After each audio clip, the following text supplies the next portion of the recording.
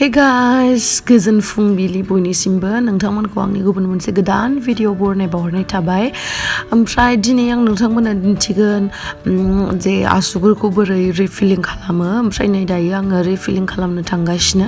ओमफ्राय आंनि प्रिभियास भिडिअआवहाय माबोरै नेल एक्सटेनसन खालामो बे भिडिअखौ देखायदोंमोन। ओमफ्राय नैबे भिडिअआवहाय जाहैबाय माबोरै रिफिल खालामो नैबेखौ देखायगोन आं। स' नोंथांमोना नायदो माने एक्चुअलि बे भिडिअआ सिख्लाफोरनि थाखाय एकदम स्पेशल भिडिअ।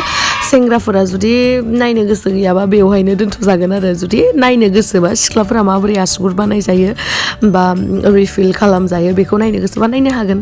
एपइन्टमेन्ट हिसाबै आंना टाइमा ओरैबायदि लेटलि सहैदों आङो माने आं बिराद बादुलि नुनायाव जेरै लदा अमा बायदि दाला मोखां थिग बिदिनो खामानियावबो बिदिनो आङो उपाय गैया गोबावदो सहैबाय नेनांगौ जाबाय। ओमफ्राय नै दायो खालामबाय।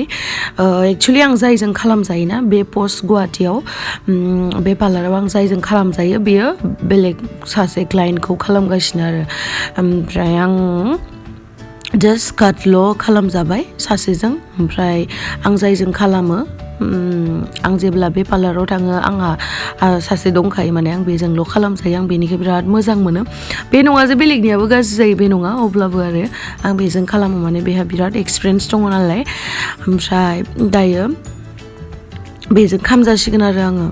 माखासे आसुगुरा ओरैबायदि गोरा जादोंना ओमफ्राय बेखौ नेल काटारजों बख'नो हायाखै माने बै माबा माबि थासै आं मिथिया बेखौ मा होनो जिखुनु आसुगुर बख'ग्राजों बख'नो हायाखै। बेखायनो बे जिथु मेसिन ना बेखौ मा होनो आं मिथिया दिसुन, खिन्थु नैबेनि साउन्डआ बै दंफां हाग्रा मेसिना बेबायदि गाबो। आयौ बिराद गिखायो आङो बे दंफां हाग्रा मेसिना।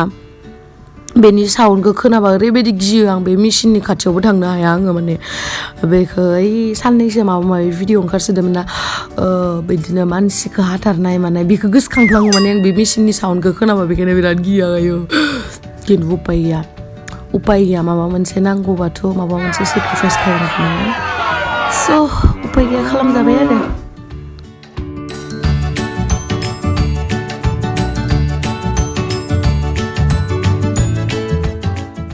बेनि उनावहाय बिसोरो बाफारिं खालामगासिनो जा एसे हानानै मानानै एसे माने गोबा खालामनो हागोन खोमा बिदि होननानै माने एकदम काट खालामनो हायाखैमोन दि बिराद रोजामोन, बिराद सादोंमोन माने लाइक लास्ट टाइम बेबायदि जायाखैमोन। बे टाइमाव माने एसे सादोंमोन आरो बोरैबाहै। ओमफ्राय आरो फार्स्ट टाइम लानायफोराथ' सुखुनाय नङा माने एसे सायोबो ओमफ्राय सोरनियाबा सायाबो बिदि आरो गावबा गाव मा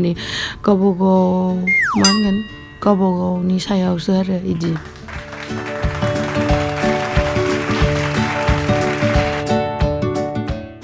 ओमफ्राय जाय आंनि बे आसुगुरखौ बख'गासिनो ना बेयो उदालगुरिनि पिकिला सना। ओमफ्राय बिनि आसुगुरनि कालारखौ नायलाय जि मोजां ना। आं न'निफ्राय थांनायाव आं सानदोंमोन आरोना आं बेसर कालार बानायजागोन माने एकदमबारे एबारै आङो बेसर कालार बानायगोन। ओमफ्राय जिथिया पार्लाराव थांबाय आं बिनि आसुगुरखौ नुबाय, आं बिनि आसुगुर कालारखौ जि बानायजानो लुबैबाय आरो। आंनिया माने जेन'का आंनि फेभरेट कालारा मोनसेल' थाया, मोननै मोनथाम थायो। थिग बिदिनो लुगैनायाबो माने मा होनगोन मोननै मोनथाम। ओमफ्राय बिराद कनफिउस जायो आङो, खिन्थु कनफिउस जाबाबो आङो मामाखौबो कल खालामबाय, लोगोखौबो सोंबाय आङो। ओमफ्राय इसोर होनबाय दे नोंनि गोसो मथे बानाय, खिन्थु लास्टाव बानायबाय आं बेसर बिबारखौनो, मालायनि बायदि बानायासै गावनि पसन्दनिखौनो बानायबाय आङो। मिथिबायना? बा मालाय पिकिलाया साइज जासोदो। थेंक इउ स' माच दे पिकिला, नों आं फन खालामनानै एपइन्टमेन्ट लाना दोनो। ओमफ्राय नै आङो किरण मेमखौ लोगो मोनदोंमोन, बिराद साइजनि बियो आयो रियेलाव। ओमफ्राय बिथाङाबो नेल एक्सटेनसन खालामजाफैदों। ओमफ्राय इभेन बेनि चइसआबो मेमनि चइसआबो बे पिकिलानिखौ नुनानै गोसोआनो माने माबाबाय गिदिंबाय आरोना। बिथाङाबो बेलेग खालामनो माने गावनि अन चइस खालामनानै फैखादोंमोन माने बिदि कालार बानायगोन, खिन्थु नैबे पिकिलानि आखाइखौ नुनानै गोसोआनो चेन्ज जाबाय। इभेन आंनाबो चेन्ज जानो नागिरदोंमोन, खिन्थु आङो मेगन मिसिब थाबनानै आं जिथु चुज खालामनाय आं जिखौ साननानै फैनाय बेखौनो माबाबाय आरो खालामजानोसै होननानै फिक्स खालामना दोनखाबाय आं एखेबारे। ओमफ्राय बे भिडिअ बिनि आसुगुरखौ बोरै नुदों बिनिख्रुइ रियेलाव ओरैबायदि मोजां नुदोंमोन ओरैबायदि शाइनिं ओरैबायदि ग्ल' माने बिराद मोजां नुदोंमोन बेखायनो किरण मेमनि गोसोआबो बदलिलांबाय खिन्थु बिराद मोजां आरो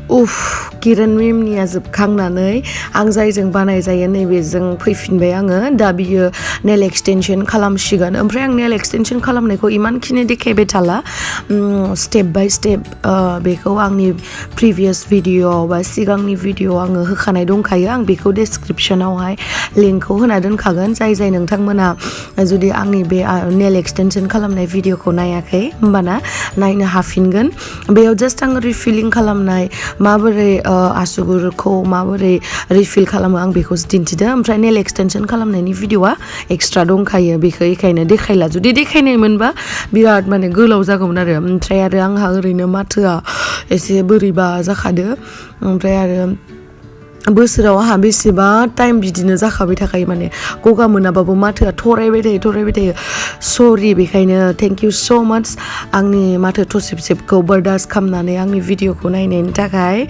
ओमफ्राय सरि एकदमबारे सरि सोरबा आंनि प्रिभियास भिडिअ कमेन्ट्स खालामदोंमोन एकदम खमा दै बारायानो मोजाङानो खालामदोंमोन थेंक इउ स' माच बेनि थाखाय ओमफ्राय माखासे मानसिफ्रा होनदोंमोन आरो नोंनि थसेब माथोखौ खोनासंनो गोसो गैया हांसो बायदिखौनो आयौ होमबालाय आंनि भिडिअखौ नायनाङालै प्लिज मा मोनो नोंसोरो बिदि कमेन्ट्स खालामनानै गाज्रि कमेन्ट्स खालामनानै जुदि नोंसोर मोजां मोना दा नायब्रा नायनाङा मानो बिदि नोंसोरो साननैसोनिल' लाइफखौ लानानै मालायखौ मानो बिदि गाज्रि बुंनो मोजां मोनो बिदि नङालै थै हामा मोनो बिदिबो होनबाथाय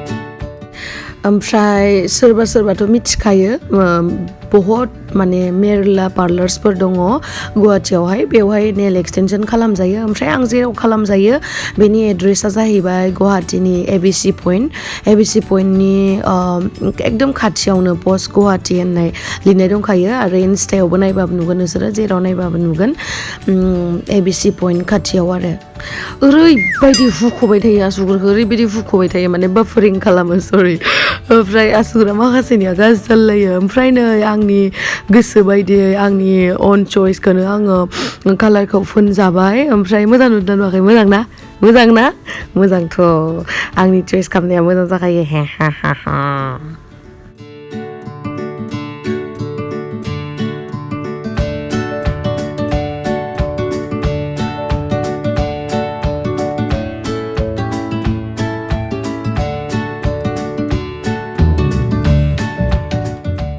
डिजाइन्सखौबो नै आं डिजाइन्सखौ एसेबां बारा बिदि हेभि डिजाइन होआखै जास्ट एसे बिदिनो ग्लिटार होनो थिनदोंमोन आरो बारा डिजाइन्स होबाथाय बोरैबा डिस्टार्बसो मोनसोयो आङो माने एसेबां हेभि लुक होआखै एसेबां माबाबो नङा नायनो हागोन नै खाथिनिफ्राय देखायदोंमोन आङो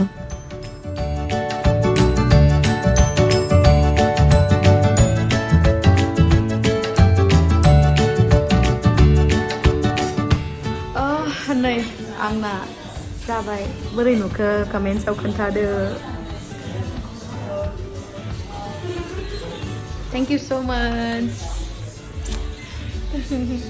ग्रीन टी के लिए specially thank you so much और आरो सोर बानायदोंमोन बेनि थाखाय थैंक यू सो मच बियो लन्डनाव थांसिगोन so I miss you I miss you so much I miss you too और ये केस में thank you so much next time आपके साथ